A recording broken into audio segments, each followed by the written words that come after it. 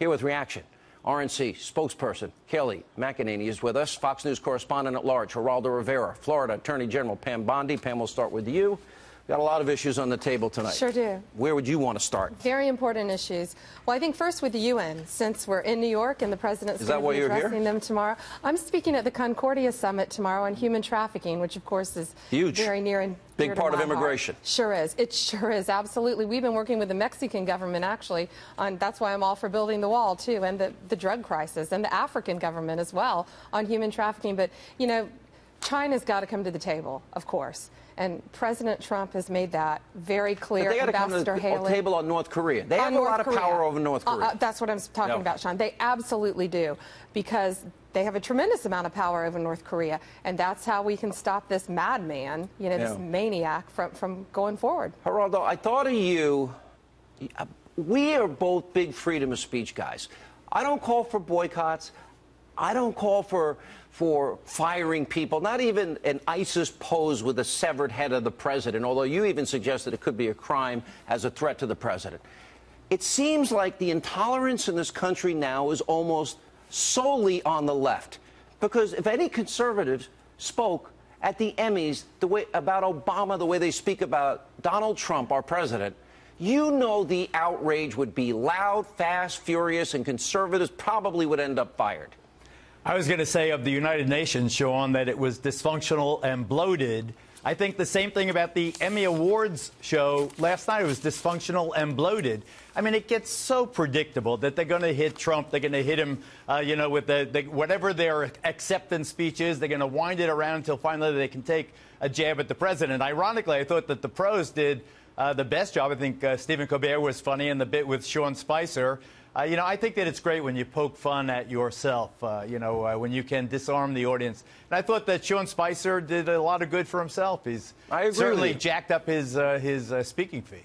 He jacked up his speaking fee. Why do you go right to the business aspect of this, which cracks me up? You know, as I listened a little bit last night, I couldn't watch it. It's intolerable to me, Kayleigh, but there's one thing that is of note. All of the lies that are told every 2 and 4 years in elections in this country by Democrats. Republicans are racist, sexist, misogynistic, homophobic, xenophobic, Islamophobic. They basically, that's what they believe. They have believed the Democratic lie.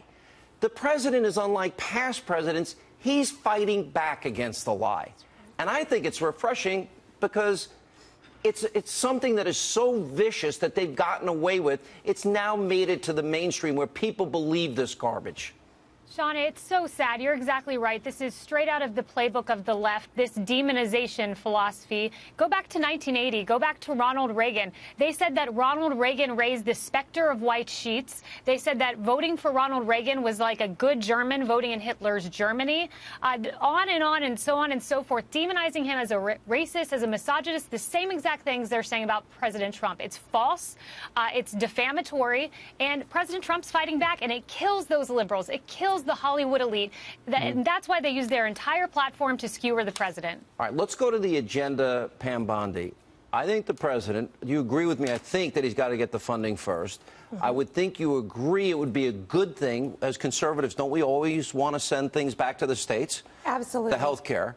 If he gets his tax plan in place, it includes things like getting rid of the alternative minimum, ending the double death tax, which people pay. I think, and energy independence, I think that spurs economic growth we've never seen since Reagan. Of course it does, because we have a businessman who's president of the United States, and that's what the liberal elite can't handle. And they're not going to get to President Trump. We know him. He's not going to be affected by it. He's going to charge forward with his agenda to fix our country. And it's got to start with tax reform. We've got to build the wall. We've got to repeal and replace Obamacare. My state, of course, we were lead counsel on that, so that's very important to us and the entire country. And he's not going to stop. Geraldo, for the first time in a long time, after talking to a lot of the leadership this weekend in the House and talking to a lot of rank and file in the House and Senate, I'm thinking the items I just mentioned actually could get done. I didn't believe it up until now. Well, I think you may be a bit optimistic there, Sean. I think that the one issue you haven't really focused on this evening, I think, is the priority. I mean, North Korea has the possibility of affecting all of our lives in the way 9/11 did for the worse. I think that we have John Bolton in the next segment. I did mention it in my opening monologue. I think we've got to really focus on that. In In terms of Obamacare, I don't know where people are getting the optimism that this time the GOP is going to get their act because together. they're one vote away. Right now, I can tell you for a fact they're one vote away in the Senate, and the House is going to support it. Remember what John McCain did, though? Is John McCain, the sainted war hero, is he going to go this way again? Well, it's his best buddy, Lindsey Graham, that's sponsoring the bill. Maybe he can get, all these people promises. I think Lisa Murkowski, she could hold it up. Susan Collins could hold it up, and Rand Paul. Don't you want them to focus on, in terms of domestic policy, let them focus on something that is attainable. That's attainable. And I think that we've been spending the last week or so concentrating heavily on tax reform. Right. And you laid it out in a pretty clear fashion, 3 tax rates instead of 7 and so forth and so on. Why can't we concentrate? Why can't we, now after 7.5 years with this Obamacare phony baloney, why don't we do something that we can actually achieve? I hate to say it. You may be right. Most people can walk and chew gum.